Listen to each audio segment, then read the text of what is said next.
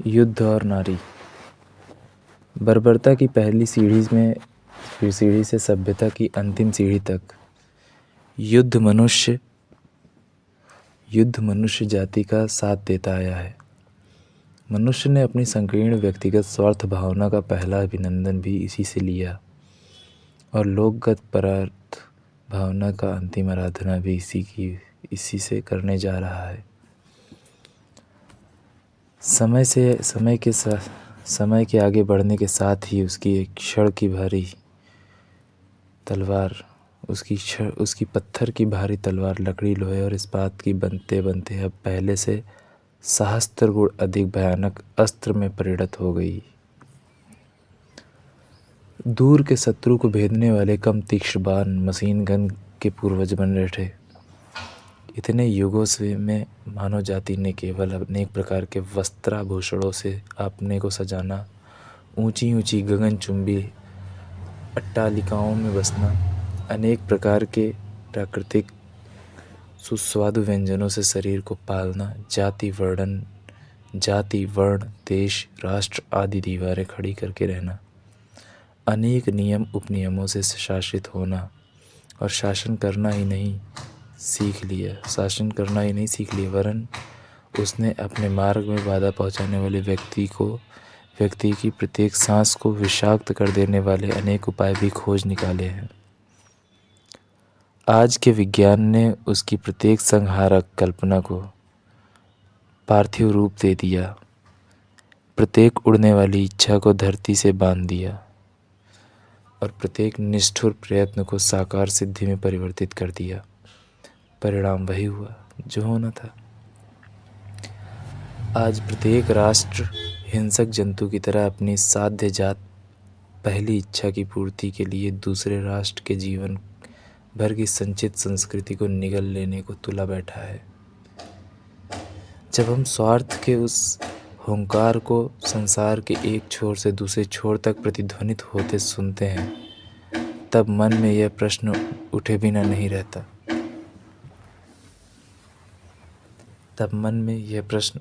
नहीं रहता कि इन भिन्न देश और जातियों की दुधमुहे बालकों को आंचल की छाया में छिपाएं या बड़ों को वात्सल्य से आर्द्र करती हुई माताएं तथा आने वाली आपत्तियों की आम सुनकर मुरझाई हुई स्नेहमयी पंक्तियां क्या सोच रही हैं। युद्ध स्त्रियों की मनोवृत्ति के अनुकूल है या नहीं, और यदि नहीं है तो पुरुषों ने उससे सहयोग पाने के लिए क्या क्या प्रयत्न किए। ये प्रश्न सामयिक लगने पर भी जीवन के समान ही पुराने हैं। पुरुष का जीवन संघर्ष से आरंभ होता है और स्त्री का आत्मसमर्पण से। जीवन के कठोर संघर्ष में पुरुष विजयी प्रमाणित हुआ। उसे स्त्री ने कोमल हाथों से जयमाल देकर, स्निग्ध चितवन से अभिनंदित करके तथा स्नेह प्रवण आत्मनिवेदन से अपने निकट पराजित बना डाला। पुरुष की शक्ति और दुर्बलता उसे आदिम नारी से नहीं छिपी रही होगी।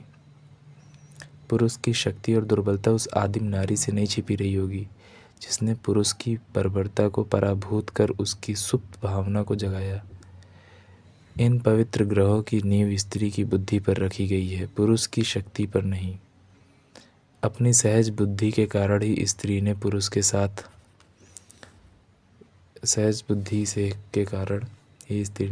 साथ अपना संघर्ष नहीं होने दिया। यदि होने दिया होता तो आज मानव जाति की दूसरी ही कहानी होती। शारीरिक बल के अतिरिक्त उन दोनों के स्वभाव में भी भिन्नता थी। पुरुष को यदि ऐसे वृक्ष की उपमा दी जाए जो अपने चारों ओर के छोटे छोटे पौधों का जीवन रस चूस कर आकाश की ओर बढ़ता जाता है, तो स्त्री को ऐसी लता कहना जो पृथ्वी से बहुत थोड़ा सा स्थान लेकर अपनी सघनता में बहुत से अंकुरों को पनपाती हुई उस वृक्ष की विशालता को चारों ओर से ढक लेती है। वृक्ष की शाखा प्रशाखाओं को काट कर भी हम उसे एकाकी जीवित रख सकते हैं, परंतु लता की असंख्य उलझी उपशाखाएं नष्ट हो जाना ही उसकी मृत्यु है। स्त्री और पुरुष के इस स्वभाव जनित भेद ने उन्हें एक दूसरे के निकट परिचय प्राप्त करने योग्य बना दिया। स्त्री का जो आत्मनिवेदन पुरुष को पराभूत करने के लिए हुआ था, वह संतान के आगमन से और भी दृढ़ हो गया। उसने देखा कि उसे एक सबल पुरुष पर शासन ही नहीं करना है, वरन अनेक निर्बलों को भी अब उसके समान सबल बनाना है। उसके इस कर्तव्य बोध के साथ ही गृह की नींव पड़ी। जब उसने अपने शिशु को सामने रख कर कहा कि इसे तुम्हारे समान बनाने के लिए मुझे निरंतर धूप शीत से बचाने वाली छाया, नियमित रूप से मिलने वाला भोजन और नियमित रूप से हिंस्त्र पशु, शत्रु आदि से रक्षा करने वाली प्रहरी के रूप में तुम्हारी आवश्यकता है, तब पुरुष पत्तों की कुटी बनाकर आखेड़ द्वारा भोजन का प्रबंध करके अपनी सारी शक्ति से उस नए संसार की रक्षा करने में प्रवृत्त हुआ। पहले जिन शत्रुओं से वह निर्भीकता पूर्वक उलझ पड़ता था, अब उनके सहयोग की आवश्यकता का अनुभव करने लगा। संघर्ष में जो सबल व्यक्ति अपनी रक्षा कर सकता है, वही अब सुकुमार संगिनी और कोमल शिशु को लेकर दुर्बल हो उठा, क्योंकि उसके प्रतिद्वंदी उसे हानि पहुंचाने में असफल होकर उसके गृह सौंदर्य को नष्ट कर सकते थे।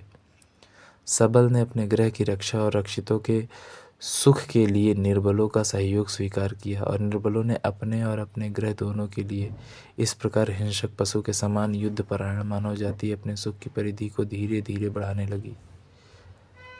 युद्धों का सर्वथा अंत तो नहीं हुआ, परंतु अब व्यक्ति अपने गृह की रक्षा के लिए तत्पर हुआ और जाति एक विशेष गृह समूह की रक्षा के लिए मरने मारने लगी।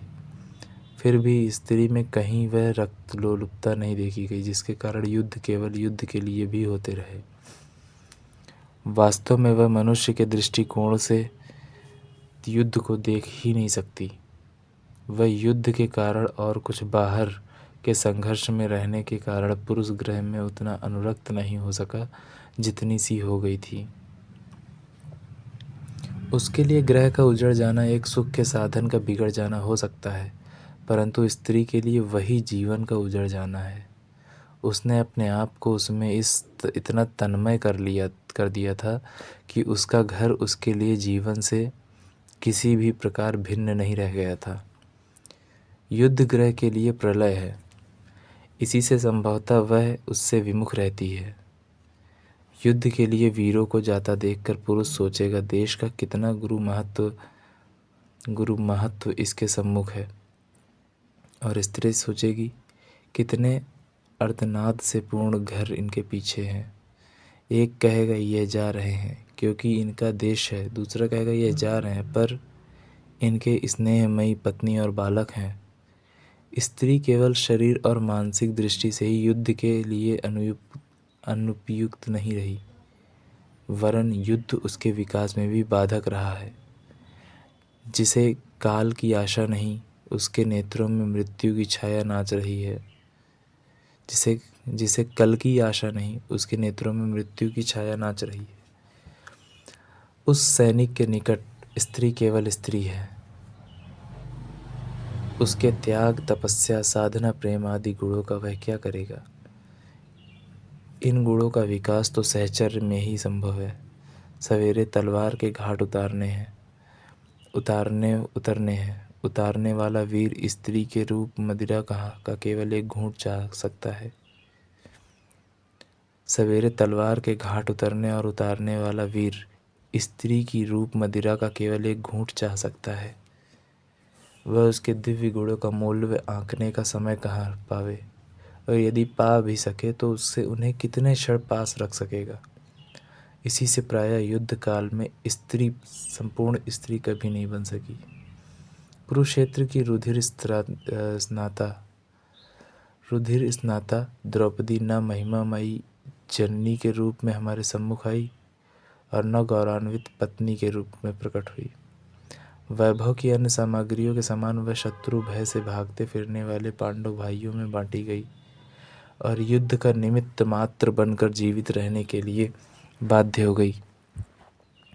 वास्तव में स्त्री के गुणों का चरम विकास समाज के शांतिमय वातावरण में ही है, चाहे समय के अनुसार हम इसे न मानने पर बाध्य हों।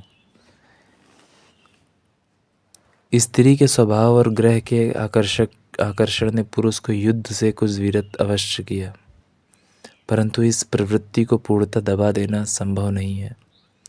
बाहर का संघर्ष भी समाप्त हो सकता है। समय ने केवल स्वार्थ को विस्तृत कर दिया। फलतः व्यक्ति, जाति, देश या राष्ट्र विशेष के स्वभाव से अपने स्वार्थ को संबद्ध कर परार्थ सिद्धि का अभिनय सा करने लगा। सुख के साधनों के समय पिपासा भी बढ़ी। स्वत्व की भावना के साथ अपने अधिकार को विस्तृत करने की कामना भी विस्तार पाने लगी। आज इस भौतिकवाद के वातावरण में मनुष्य बर्बर युद्ध के क्रूर पुरुष से अधिक भयानक हो उठा है। बाहर संघर्ष है, कर्म क्षेत्र इतना रुक्ष है कि पुरुष स्त्री और ग्रह को जीवन की आवश्यकताओं में एक समझता है, परंतु उसे यह सहाय नहीं कि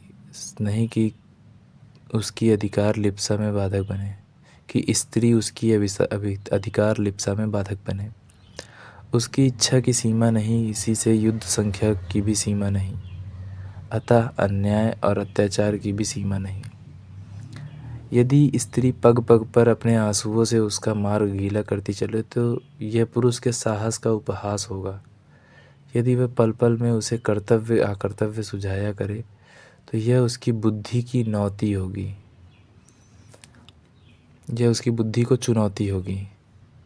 और यदि वह उसका साहचर्य छोड़ दे तो यह उसके जीवन की रुक्षता के लिए दुर्वाह होगा।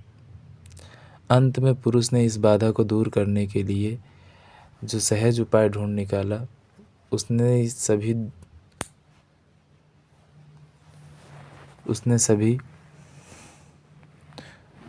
दुविधाओं से उन्हें मुक्त कर दिया।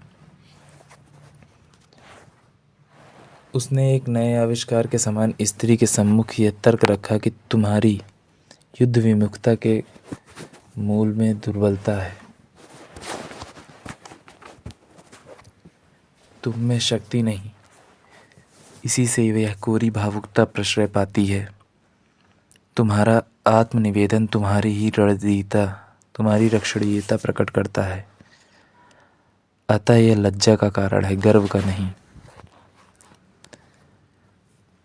अपने स्वभाव की यह नवीन व्याख्या सुनकर मानो नारी ने अपने आप को एक नए दर्पण में देखा, जिसने उसे कुत्सित और दुर्बल प्रमाणित कर दिया। उसका रोम रोम विधाता से प्रतिशोध लेने के लिए जल उठा। उसने पुरुष के निकट पुरुष का ही दूसरा रूप बन जाने की प्रतिज्ञा की। वे अस्त्र जो निष्ठुर संहार के कारण उसने त्याज्य जान पड़ते थे, उसके आभूषण हो गए। युद्धों से मानवता की पाठशाला में सीखा हुआ पाठ वह क्षण से भूल गई और पुरुष ने अपने मार्ग को प्रशस्त पाया। आज के पुरुष ने स्त्री पर जो विजय पाई है वह मानव जाति के लिए चाहे उपयोगी न हो, परंतु उसके संकीर्ण स्वार्थ के लिए आवश्यक है। पुरुष स्त्रियों की ऐसी सेना बना रहा है जो समय पर उसके शिथिल हाथ से अस्त्र लेकर रक्तपात न बंद होने देगी। सहानुभूति को गर्व के भारी पत्थर किससे दबाकर मनुष्यता का चीत्कार सुनेंगी और स्नेह के वैभव को बंदी बनाकर अपने आप को कृतकार्य समझेंगी। सुदूर भविष्य के गर्भ में क्या है, यह तो अभी तक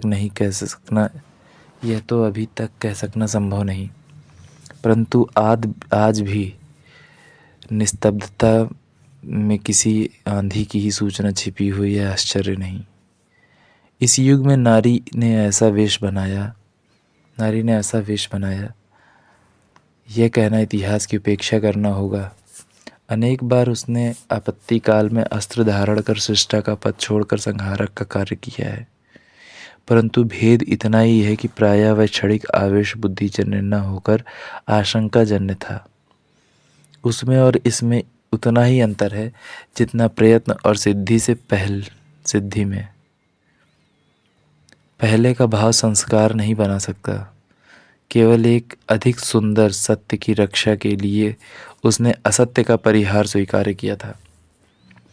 आधुनिक युद्ध प्रिय राष्ट्रों की नारियों में यह संस्कार जन्म पा रहा है कि करुणा, दया, स्नेह आदि स्वभाव जात गुणों के संहार के लिए जात गुणों के संहार के लिए यदि पुरुष जैसा पाशविक बल उनमें न आ सके तो उनकी जाति या जीने योग्य नहीं। इसी से वह मातृ जाति अन्य संतानों का गला काटने के लिए अपनी तलवार में धार